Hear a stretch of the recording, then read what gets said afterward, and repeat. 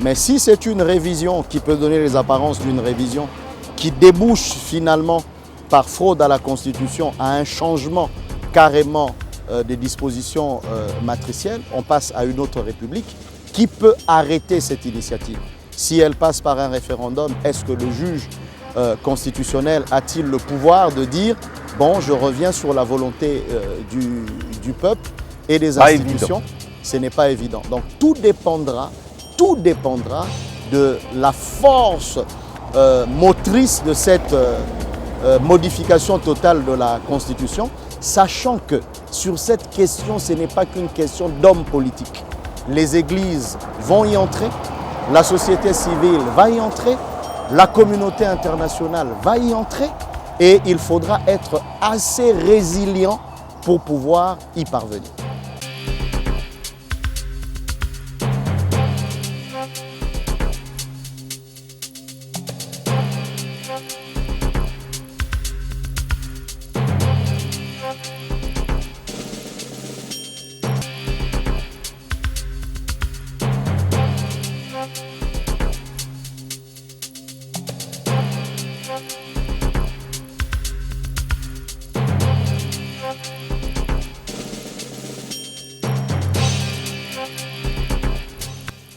Les débats sur la Constitution alimentent ces derniers temps les conversations en République démocratique du Congo et visiblement chacun y va de sa manière. Voilà pourquoi nous vous proposons de recevoir pour vous un spécialiste, pourquoi pas un expert en la matière pour tordre le cou aux mensonges et surtout à la manipulation. Messieurs et dames, vous êtes bel et bien branchés dans un jeu. Asseyez-vous confortablement alors. Bienvenue à tous et à toutes.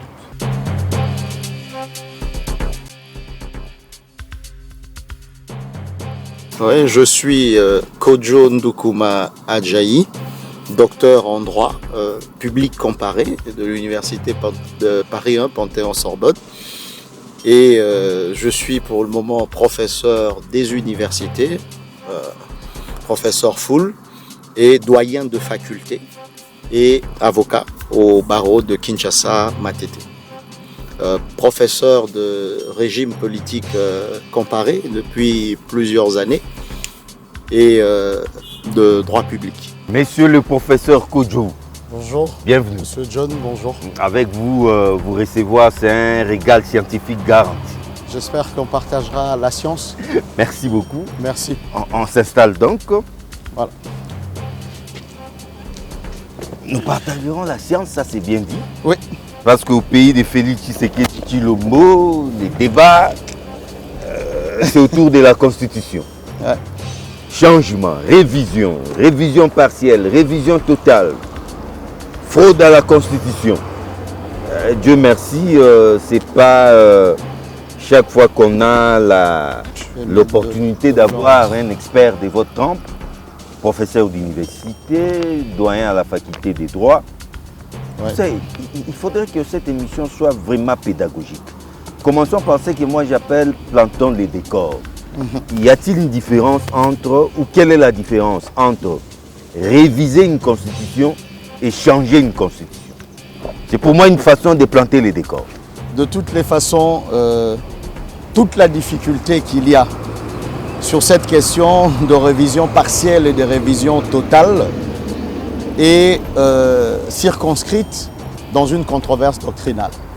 Ça veut dire qu'on a toujours eu une distinction entre le pouvoir constituant originaire et le pouvoir constituant dérivé. Le pouvoir constituant originaire, c'est le peuple qui approuve la Constitution et qui la met à la disposition de la nation.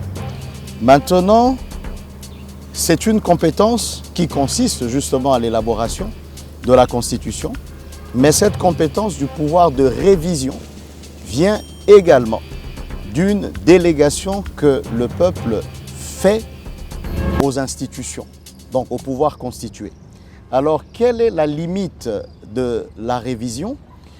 On finit par comprendre que les deux pouvoirs constituants, originaires et dérivés, sont différents par la forme, mais par l'objet, il peut arriver que le pouvoir de révision apporte également une nouvelle constitution.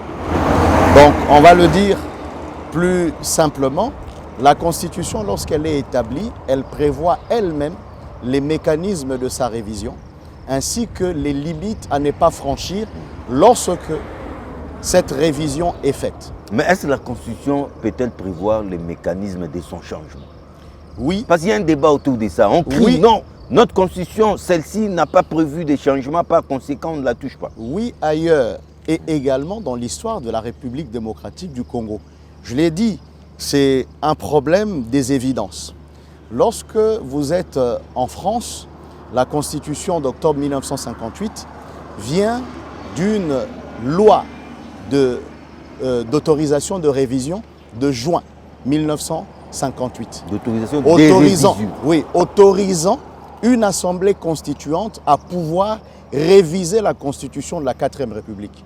Mais ce qui se passe avec Debré, c'est que ce pouvoir qui leur avait été donné de réviser la Constitution est dépassé en abrogeant carrément la Constitution de la 4e République, tout en ne retenant que le préambule de 1946, ainsi que en rappelant la charte de la Déclaration des droits de l'homme. Donc ils ont donné lieu à une nouvelle constitution, tout en la soumettant à l'approbation populaire, les référendums. Effectivement. Mais à la base, le pouvoir que leur donnait la Constitution de la 4e République était de réviser sa propre Constitution. Mais ils sont parvenus en 1958 à son abrogation. La même chose en Suisse, où l'article 195 de la Constitution suisse parle à la fois d'une révision partielle et d'une révision totale. Et cette révision a pu être faite en son temps. En Belgique également, on est passé dans le cadre d'une révision à un État unitaire, à un État fédéral, à un État unitaire, et c'était par une révision. En 1967, nous avons ici au Congo une constitution de Mobutu. Et cette constitution prévoyait le bipartisme jusqu'à ce qu'en 1974, 70 d'abord et puis 74, une nouvelle constitution est venue dans le fait de dire qu'elle révisait la constitution de 1967, mais elle avait carrément changé. On a institué le parti État comme étant l'émanation du corps de la nation, avec un régime qui était totalement différent. C'est passé par les référendums aussi? Non, ce n'était pas passé par le Impair parti État. Effectivement. Donc, voyez-vous, lorsque vous avez également, dans notre histoire également de la République démocratique du Congo, ça c'était prévu, ce n'était pas une révision. Parce que la loi fondamentale de 1960 disait déjà, ça nous a été octroyé par le roi de Belge, disposait déjà que la Constitution était provisoire et que l'État congolais, avec son peuple, devrait pouvoir se doter d'une nouvelle Constitution. Et c'est ça qui a donné la Constitution du 1er août 1964.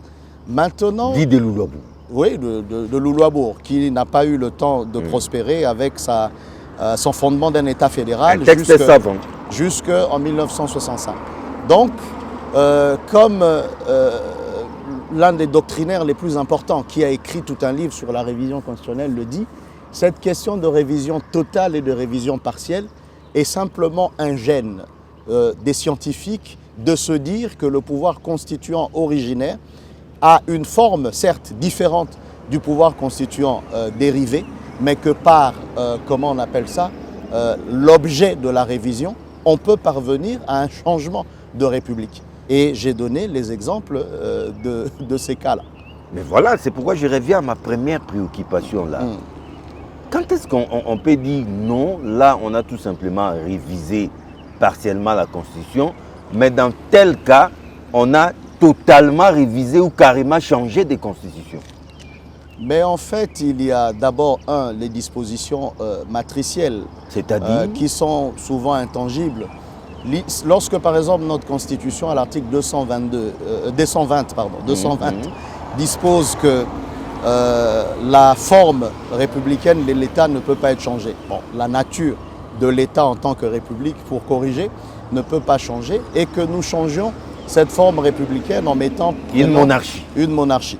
Lorsque, par exemple, nous changeons tout ce qui est dispositif de justice, par exemple, parce que c'est une disposition matricielle, et qu'on parvient à restreindre le pouvoir judiciaire à une simple autorité judiciaire sous l'encadrement ou la garantie autre que par la loi, mais par une autre institution. Ou si jamais nous faisons disparaître le poste de Premier ministre pour faire un poste de président de la République et de vice-président, il est clair que nous avons changé. Ou si nous supprimons carrément les postes de Premier ministre. Oui, mais c'est ce que je disais. Donc ce sont des hypothèses parce qu'on Ce sont des dispositions pas forcément verrouillées, oui. C'est ce que j'ai compris, mais pourtant principielles, matricielles. Oui, il y a eu des conférences qui ont dit que cette constitution de 2006 pouvait faire l'objet d'une double révision. Ils sont parvenus dans la conférence à dire, c'était une conférence à la colline là-bas, à dire que l'article 220 protège toutes les autres dispositions de la Constitution. Mais lui-même, cet article 220... Donc on peut réviser cette Constitution, cet article. Oui, il est possible. Rien n'a dit qu'on ne peut pas réviser l'article 220 de la Constitution.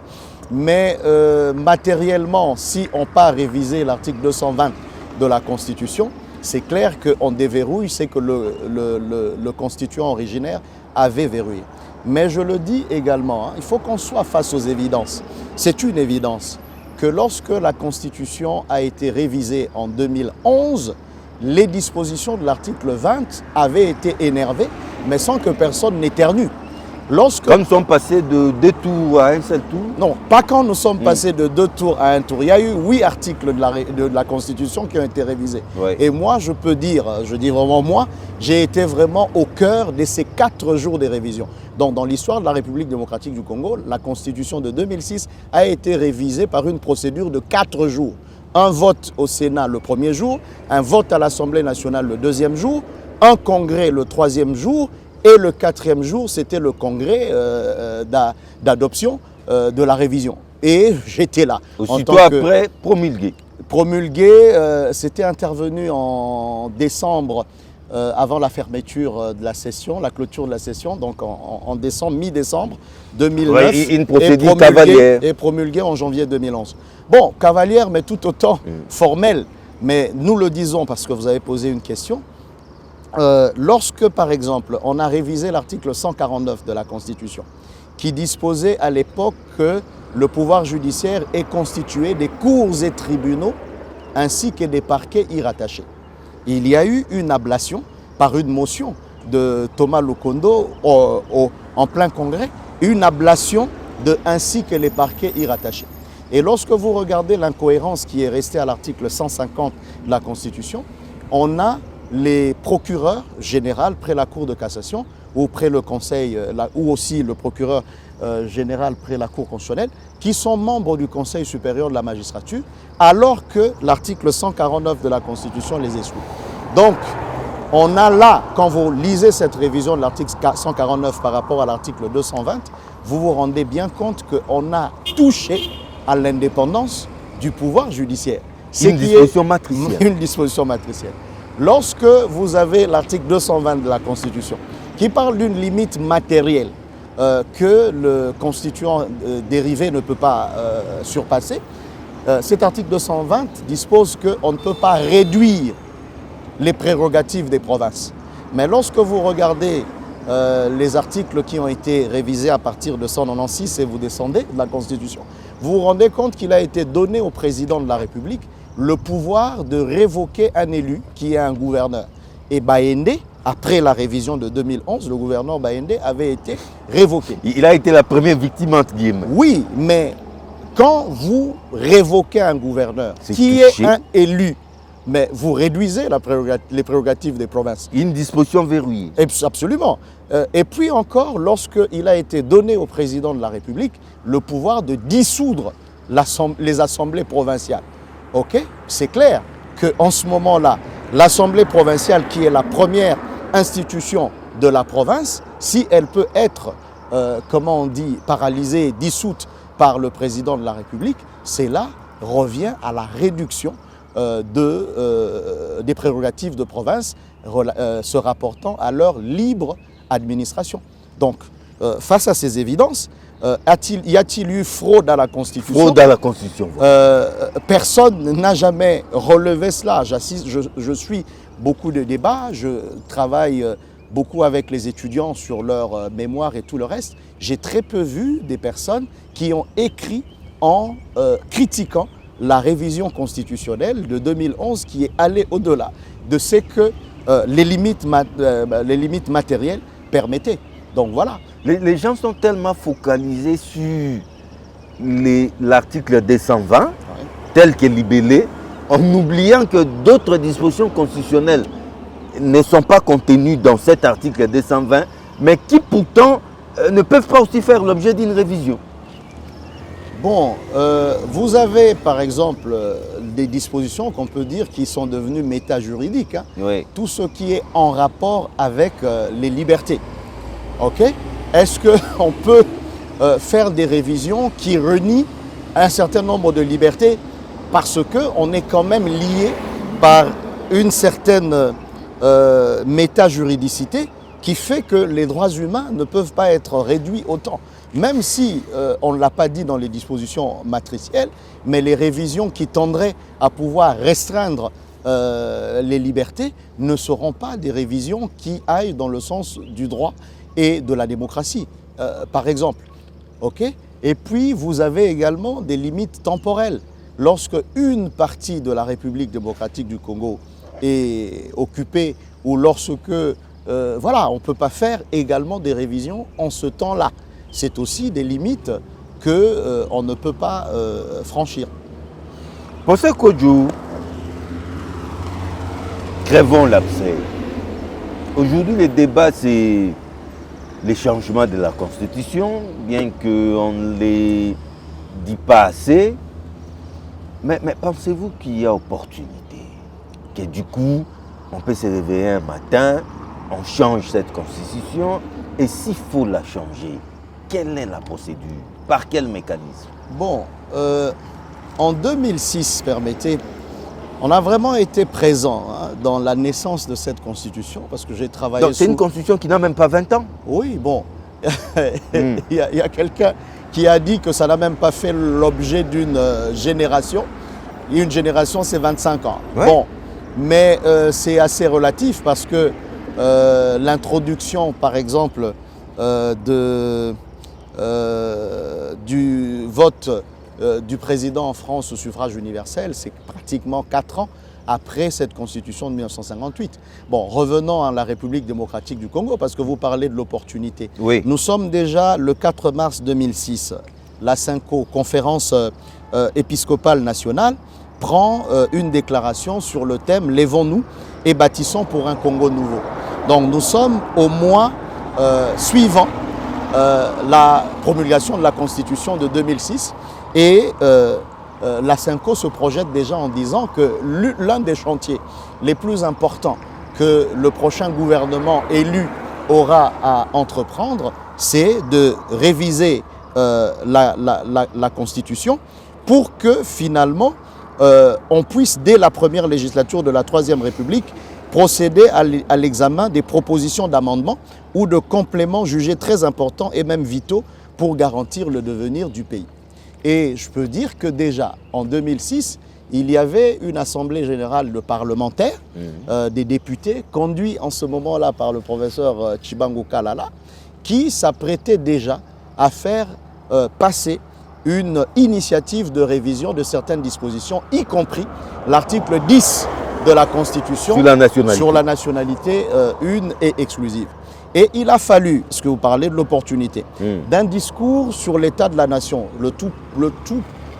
un discours sur l'état de la nation du 6 décembre 2007, où le président de la République, Kabila à l'époque, ayant vu la poussée de la CINCO, ayant vu la poussée également de l'Assemblée générale des parlementaires, a voulu leur répondre. Je vais lire en disant « Je ne peux en finir avec les réformes juridiques sans nous mettre tous en garde contre la tentation de vouloir régler tout dysfonctionnement éventuel des institutions par une révision constitutionnelle. » Ça, c'est Joseph Kabila. Oui, dans le discours sur l'état de la nation. Oui, il est là. Vous pouvez répéter cette phrase-là? Ce paragraphe. Je ne peux en finir avec les réformes juridiques sans nous mettre tous en garde contre la tentation de voir régler tout dysfonctionnement éventuel des institutions par une révision constitutionnelle. En principe, la loi fondamentale d'un pays ne devrait être modifiée qu'en cas d'extrême nécessité et uniquement dans l'intérêt supérieur de la nation. Donc, extrême nécessité, intérêt supérieur de la nation. C'est ce qu'on retient de Joseph Kabila. Oui. Et donc, dès le moment où il s'était exprimé... Encore que là, il parle des révisions et non changements. Oui. Dès le moment où il s'était exprimé, il s'est avéré que le chef de la majorité de l'époque n'était pas aligné pour une révision aussi impromptue, aussi précoce, et qu'il fallait laisser le temps. Alors finalement, en 2009, il a mis en place un groupe de travail de 9 personnes dans lequel j'étais, où nous avons travaillé. Les autres, je pourrais les citer, ils sont encore vivants, mais on avait travaillé à l'époque sous l'autorité du conseiller principal, du conseiller juridique principal du chef de l'État. Okay? Les gens sauront qui c'était. Et en ce moment-là, on avait déjà relevé un certain nombre de choses que j'entends aujourd'hui dans le débat pour pouvoir se projeter dans une éventuelle révision de la Constitution. Déjà en 2009. Oui, les reproches qui étaient faits, qui sont faits, c'est que c'était une constitution des belligérants. Ça se dit encore aujourd'hui. C'est encore le reproche de dire que c'est une rédaction à la plume étrangère. Oui. Il est encore dit que le président de la République, dans cette l'original se constitution... trouverait chez Kagame. Bon, dans cette constitution... Bon, j'en ris, personne n'a vu non plus les accords de l'Émirat dont on parle. Moi, en tant que scientifique, j'essaye de parler des faits historiques. Mais bon, et moi je sais quand même qu'il y avait, à ce moment-là j'étais au PNUD, ok, et que j'ai vu les professeurs Masselet, qui enseignent à Panthéon-Sorbonne. Il y avait également Mazot, qui était venu. La France nous avait donné les meilleurs, y compris un membre du Conseil constitutionnel français, pour nous aider à la rédaction de ce texte. Donc voilà. Et puis il y avait les intelligences congolaises, dont plusieurs professeurs constitutionnalistes aînés, qui étaient également internés à un moment donné au centre Ngada. Donc dire que cette constitution est une feuille de papier venant de Kagame, bon, ça m'étonnerait quand même. Alors, ce qui se passe, finalement, nous sommes dans cette commission et je vois les différents reproches qui sont faits aujourd'hui, rédaction de plumes étrangères, comment on appelle constitution des belligérants, et puis le Sénat qui était censé rédiger la Constitution, article 104 de la Constitution d'avril 2023, n'était pas légitime. Et puis, bon, le référendum a été fait dans un contexte, ce sont les reproches. Et puis on reproche également que cette Constitution crée un roi fainéant, ça veut dire un président irresponsable. Irresponsable, bien entendu, ça le protège devant le pouvoir législatif, mais qui voit tout le pouvoir réglementaire être exercé par un Premier ministre qui, lui, ne vient pas rendre compte à la nation à chaque échéance électorale au suffrage universel direct. Ces critiques avaient été vues. Et puis, la forte indépendance du pouvoir judiciaire. Et à cela, il faudrait ajouter, parce qu'on parle du Premier ministre, l'émanation de celui-ci émane de la majorité parlementaire. Et curieusement, nos amis nous disent ça prend trop de temps, c'est élastique, il faudra d'abord identifier cette majorité, formateur, informateur, c'est trop élastique. Effectivement, ces reproches ont été faits à la Constitution. Alors, après cette commission de 2009, il y a eu l'initiative qui a été reprise dans le cadre de la MP à l'époque, majorité parlementaire. 2 têtes sont sorties, Lutundula, honorable à l'époque, et Aubin Minaku, qui ont porté en fait l'initiative de la révision de 8 articles de la Constitution de l'époque. Et je me souviens que les signatures pour déposer cette initiative de la révision, c'est moi qui pars le chercher chez Papa Koyagialo. Il habite sur avenue de la Montagne, il habitait, paix à son âme, pas loin de chez moi.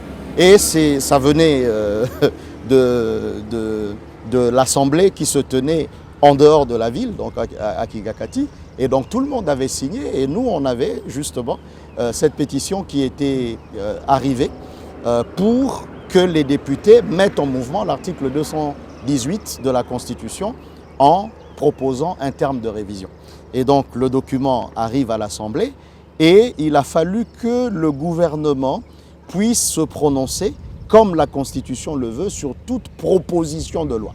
À l'époque, le Premier ministre Mouzito accuse réception simplement et il dit qu'ils n'ont pas d'observation à faire. Donc on a pu mettre en délibération ce texte, d'abord par le Sénat, où on savait que le président Kengo était quand même dans l'opposition à l'époque et qu'il n'était pas très favorable. Alors les sénateurs... C'était infisible à faire sauter.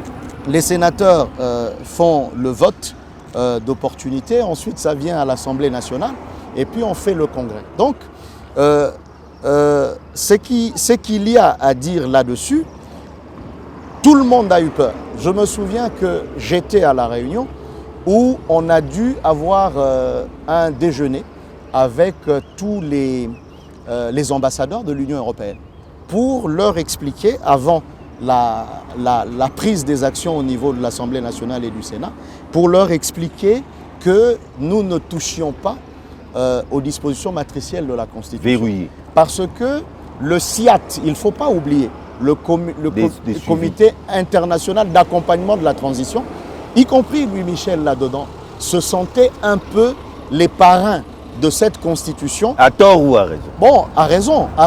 Parce que, souvenez-vous, dans la plume étrangère. Oui, mais dans la Constitution de 2003, c'était une Constitution accord de paix. Et la Constitution qui était là était une annexe à l'accord de Sun City.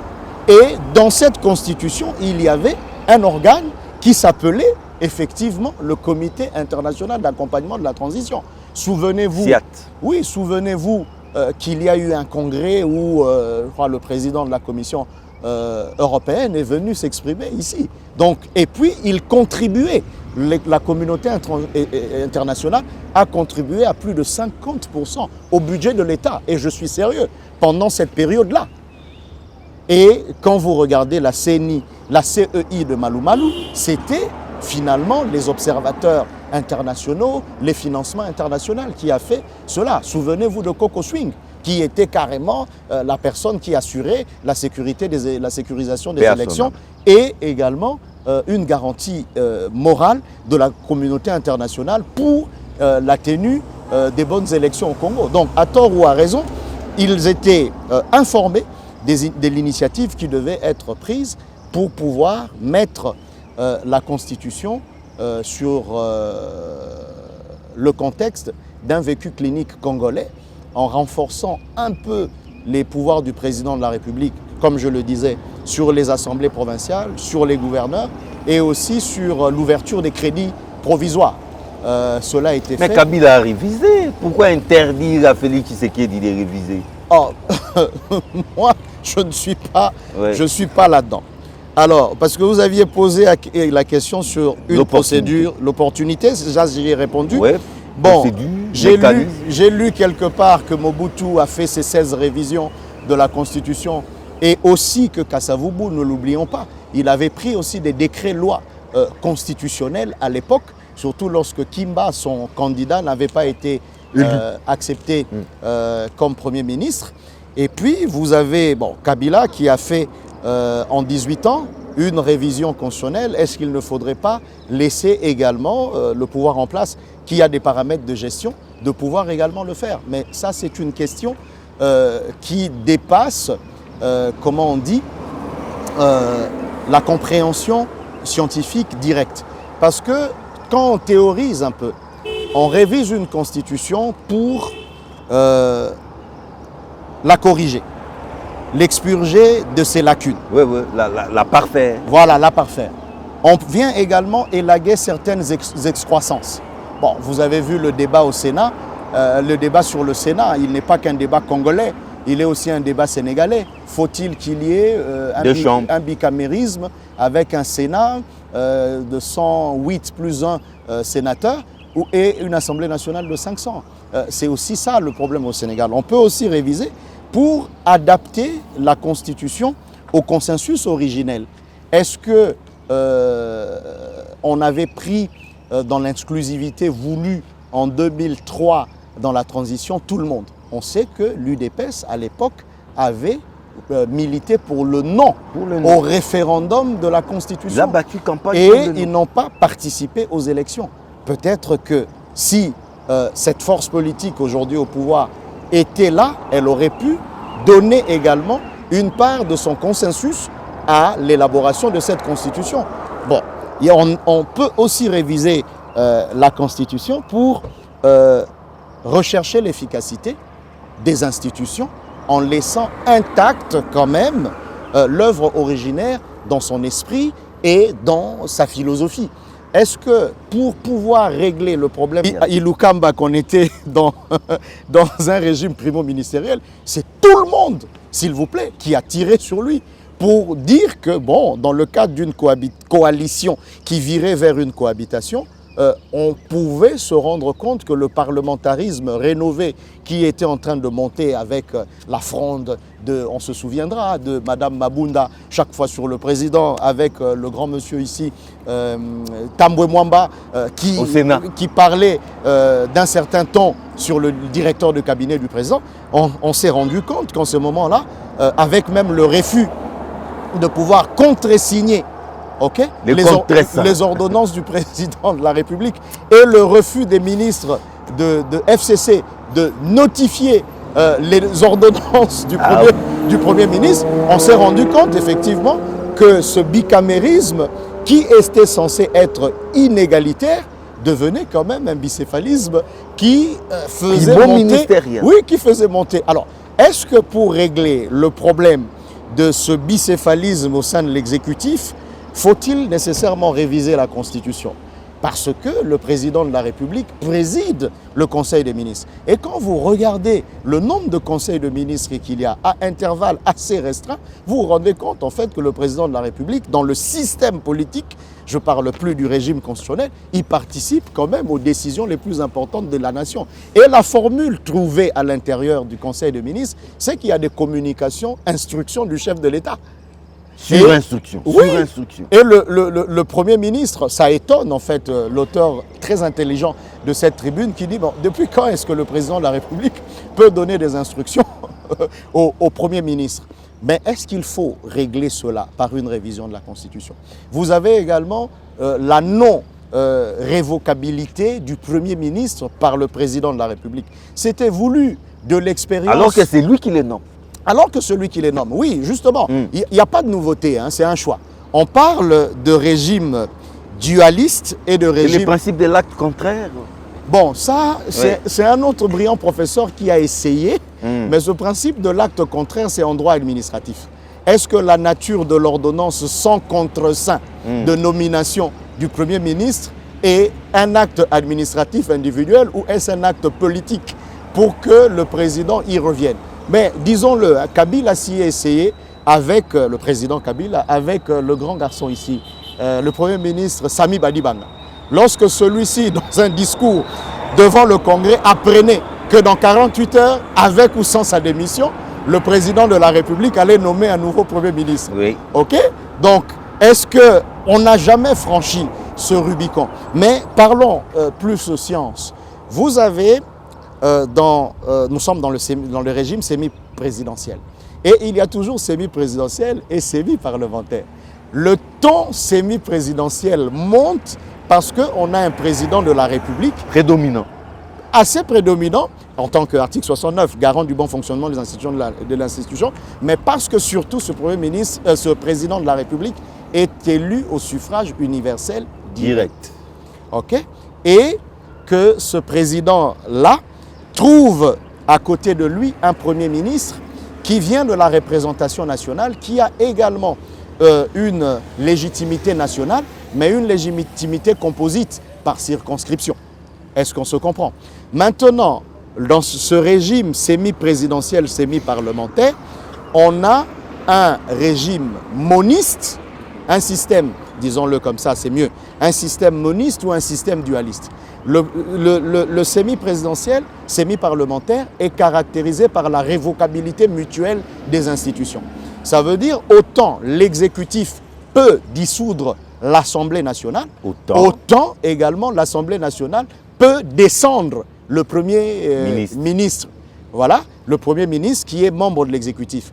Bon, si on était dans un régime parlementaire pur, même le président de la République serait élu par le Parlement et le Parlement pourrait le démettre. Donc, c'est que le président dans la Constitution de 2006 gagne, c'est son irresponsabilité devant les élus du peuple. Mais le Premier ministre, lui, il est révocable. Alors, ce qui se passe, c'est quoi? C'est que dans le système moniste, le Premier ministre n'est révocable que par l'Assemblée nationale et non par le président de la République. Alors, si on veut que le président de la République révoque le Premier ministre, il faut revenir à la loi fondamentale de 1960 où le président Kasavubu avait, dans la Constitution, le pouvoir de démettre le Premier ministre. Mais même s'il est démis au niveau de l'Assemblée nationale, le Premier ministre présente sa lettre de démission. Oui, parce que ça, c'est une contrainte de la Constitution, c'est une conséquence. Et je dois le dire, en la faveur du président de la République actuelle, il a beaucoup fait avancer le droit constitutionnel congolais. Le président Tshisekedi. Oui, il n'y a jamais eu l'activation de toutes les dispositions que lui, il a activées. Je commence d'abord par dire, Ilukamba dont nous parlons, mais il est tombé par une motion de censure. Il y avait le controversé. Non. Allons-y. Dès le moment où le bureau de l'Assemblée nationale avait été défenestré, on devait comprendre que le FCC ne tenait plus sa majorité. Ça va? Et je donne ce fait-là que j'ai partagé à certains, mais qui n'ont pas pris cela dans l'analyse à l'époque. Peut-être étions-nous jeunes. On leur a dit, regardez lorsque vous avez réuni les députés du FCC autour de l'ancien président de la République pour qu'ils évoquèrent leur fidélité, leur loyauté au président. Et vous leur avez demandé par la suite de signer une requête en interprétation de la Constitution contre le président Félix Tshisekedi pour avoir nommé Kilomba et Ubulu au pouvoir dans l'ordre judiciaire à la Cour de cassation. À la Cour de cassation, en les enlevant de la Cour constitutionnelle. Oui. Lisez le nombre de signatures qu'il y a là. Ces nombres de signatures n'atteignaient plus déjà la majorité que le FCC avait. Nous le savions que ces députés-là qui étaient allés faire leur messe de loyauté n'étaient pas en mesure de se l'exprimer sur un papier qu'aurait vu le président Tshisekedi à l'époque et qui aurait usé du bic rouge sur eux. Donc, vous avez d'abord ça. Lorsque Mabunda tombe, en fait, la majorité FCC devrait comprendre qu'elle avait perdu la main. Maintenant, Ilukamba, on lui fait une motion de censure, ok? Ça demande un certain nombre de députés. On dit, bon, ce n'est pas la majorité. On s'affronte sur le terrain et le vote donne que Ilukamba doit partir. En ce moment-là, c'est l'acte de décès de la majorité coalisée FCC-CACH et l'acte de naissance de la majorité Union Sacrée. Mais avant cela, la Cour constitutionnelle avait quand même aidé avec l'arrêt R-Cons 1453 qui disait que les députés pouvaient voter librement sans avoir la crainte de pouvoir perdre leur mandat. Donc, dans l'histoire de cette République, on a utilisé les mécanismes constitutionnels lorsque le président de la République actuelle n'avait plus voulu d'un Premier ministre. Parce que Ilukamba faisait des communiqués avant le Conseil de ministres en disant « je dirai ceci ». Bon, c'était son porte-parole. « Je dirai ceci au président lorsque nous serons au Conseil des ministres ». Alors, on s'est posé la question, mais qu'est-ce qui se passe dans cette cohabitation au sommet? Parce que nous atterrissons petit à petit. Quels sont les mécanismes constitutionnels que les pro-changements de la Constitution peuvent-ils activer pour y arriver? En fait, mécanisme constitutionnel. La révision constitutionnelle, changement. On l'a vécu. Oui. Et j'ai exposé. c'est une initiative soit populaire, soit des députés, pétition. soit du président de la République. Ça passe par les votes d'opportunité et de bien fondé de 2 chambres, Ça, c'est la ainsi révision. que du Congrès au 3/5e. Mais il faut se dire que c'est important.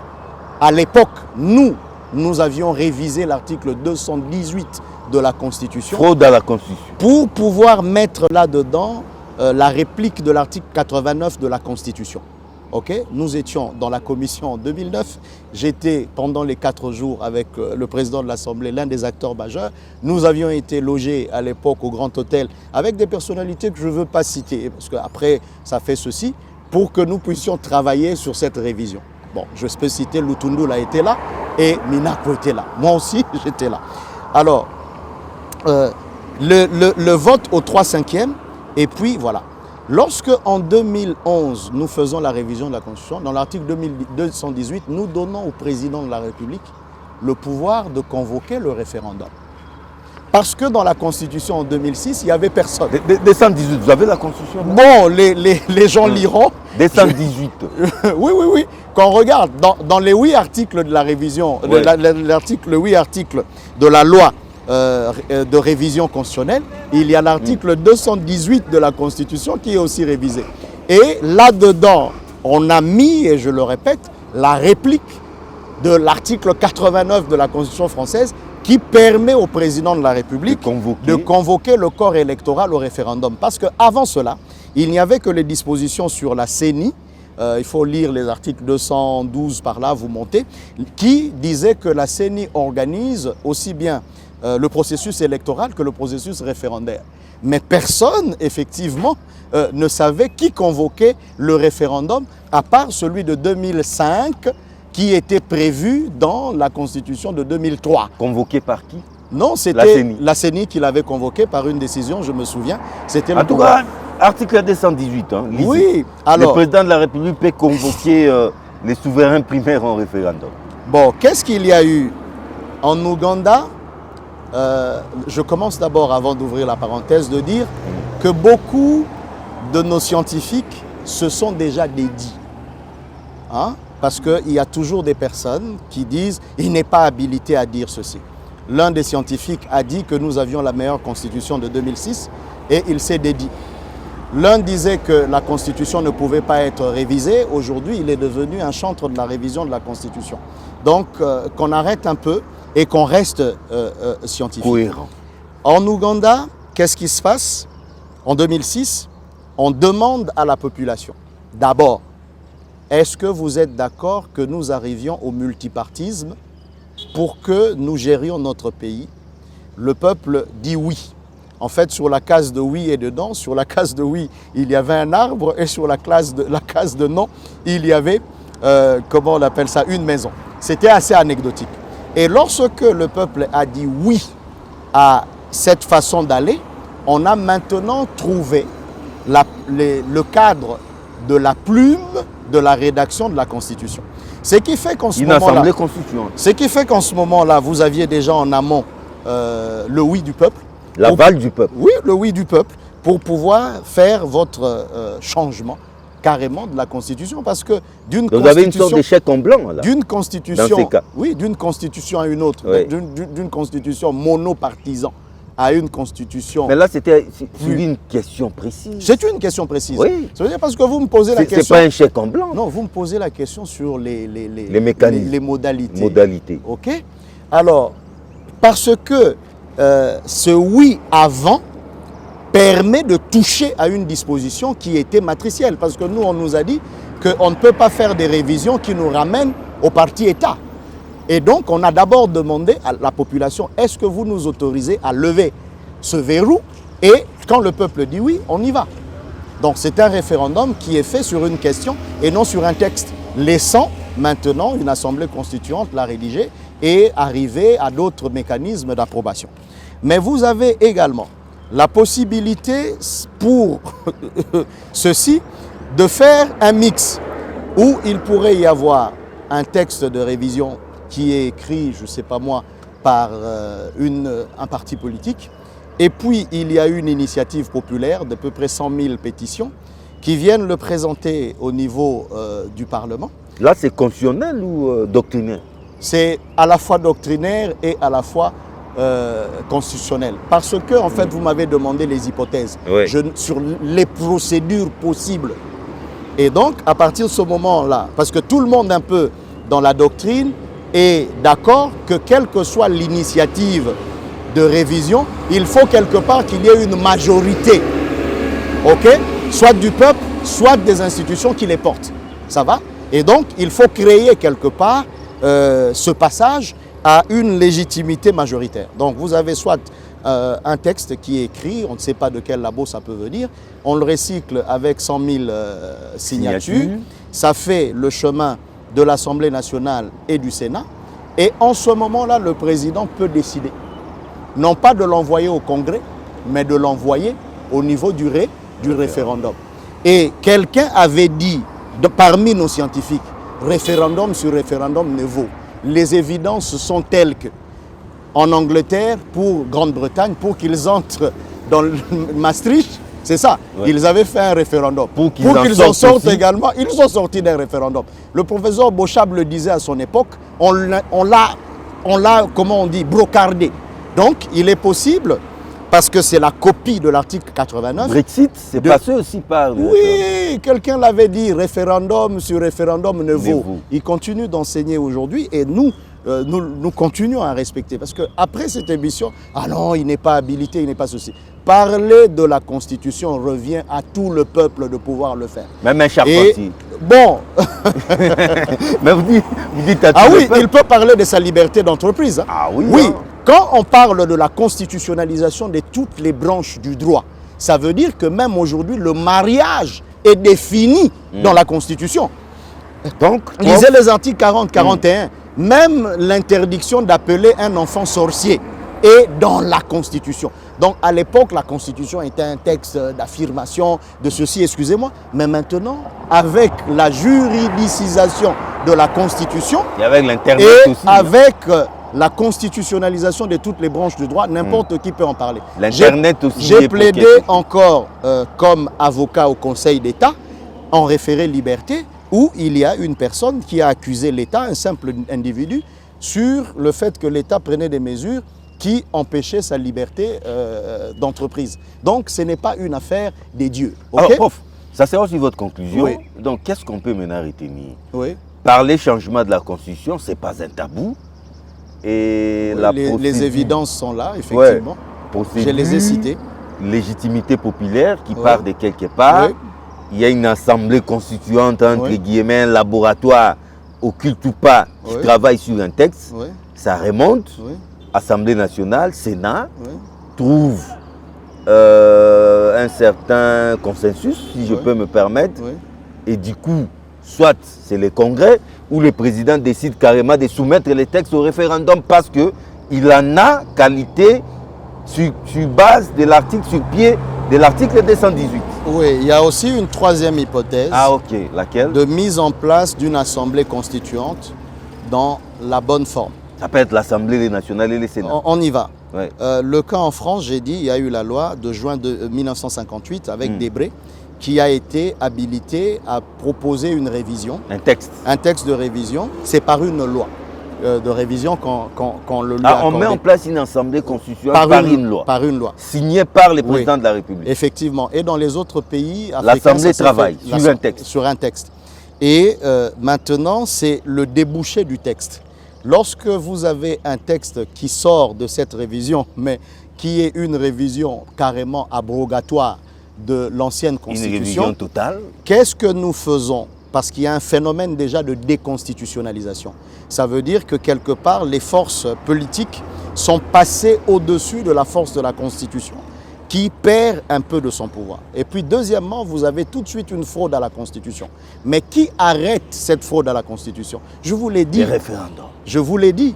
Alors, le référendum peut aussi passer, mais lorsque le peuple s'est exprimé, est-ce que finalement le juge constitutionnel est-il en mesure de dire, voilà, d'annuler l'acte constitutionnel qui en sort? Là encore, il y a des positions différentes.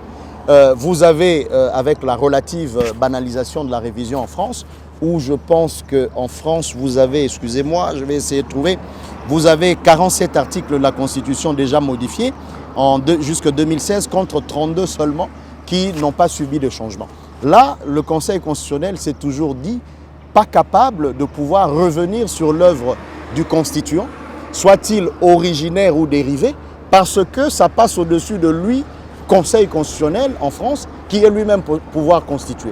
Mais vous avez des cas ici en Afrique, au Bénin, où on a dit non, non, non, non, non. Cette révision que vous voulez faire viole tout ce qui est prescrit, matriciel, intangible, dénature la Constitution. Et on est revenu là-dessus au niveau du juge constitutionnel. constitutionnel. Qui a dit ça? Bon, il faut voir avec les... Non, la population. Non, c'est le juge constitutionnel. Les il faut juges voir avec constitutionnels. le Bénin. Il faut voir là-bas. Donc, voyez-vous que il y a trois possibilités. Soit on fait une révision classique comme cela fut fait en 2011. Avec Joseph Kabila. Soit alors vous avez une initiative populaire qui vient couvrir le travail d'un labo. Ça fait le Sénat, ça fait l'Assemblée nationale, mais à un moment le président décide non pas de l'envoyer au Congrès, de l'envoyer au référendum. Article 218. En ce moment-là, vous avez quand même une approbation. Ça serait une constitution élaborée de type démocratique avec un référendum qui derrière va passer pour dire que cette révision était abrogatoire. Mais est-ce qu'on peut bloquer les textes qui émanent d'un labo? Peut-il être bloqué au niveau de l'Assemblée nationale? Non, c'est juste un endroit. Ça, c'est un problème de contrôle de la majorité par le président de la République. Ils disent non. Non, mais c'est un problème de contrôle de la majorité par le président de la République. Nous savons comment ça se passe. Oui, en 2011, et il faut quand même dire que on a vécu cela et on l'a fait en 4 jours. À l'époque, je vais le citer parce que lui, il n'a jamais de problème, Vital Kamerhe n'avait pas encore démissionné de l'Assemblée nationale. En 4 jours, le texte est venu d'un groupe. En 4 jours, il y a eu révision de 2006. Comment nous l'avions fait? On s'était préparé bien avant et on avait... Vous avez préparé votre majorité. Et on avait le contrôle de la majorité. Seulement, je me souviendrai, lui je peux le citer. Et comme Pechi dit, la révision au Congrès doit être votée à la majorité des 3/5 des membres de chacune des chambres. Devons-nous compter 3/5 des sénateurs et 3/5 des députés nationaux parce que notre majorité était plus sûre avec l'Assemblée nationale. Parce que cette majorité au Sénat à l'époque, avec Kengo avait voté contre Shehu Kitou. Et donc, du coup, on pouvait, sur les 3/5 du Congrès, 600, 3/5, si on avait 400 députés ou 450 députés qui avaient voté pour, on n'aurait plus besoin du Sénat. Mais il s'est dit non, on est tous congressistes. Moi, je n'étais pas député, je porte la peau parce que j'étais acteur. On est tous congressistes, on va compter les 3/5 de ceci. Du Congrès. Et donc, ce débat-là a été beau et il est passé. Mais bon, il y avait aussi d'autres fondements qui étaient plutôt de valorisation de son vote. Parce que sinon, les sénateurs allaient être dilués et on aurait dit on a fait la révision sans eux. Donc, la possibilité aussi serait, avec l'article 218, qu'une question comme en Ouganda soit posée à la population. Est-ce que vous voulez, oui ou non, le changement de la Constitution? Carrément. Sur base de ceci? Si le peuple par référendum dit oui, en ce moment-là, l'Assemblée constituante formalise par l'écriture cette nouvelle Constitution qui viendrait. Après, le président de la République pourrait dire le Sénat le vote, l'Assemblée le vote, et puis, comment on dit, on le passe au Congrès. Ou alors, il revient encore sur un référendum. Donc, on est là dans des hypothèses d'école, ok? Puisez un peu sur le fait qu'on a été... aujourd'hui, s'il vous plaît, 2011, 2024, 13 ans après, j'avais la trentaine et je ne me rendais pas compte de tout ce que nous avions fait en coulisses et de ce que nous avions fait pendant l'action pour que ça avance.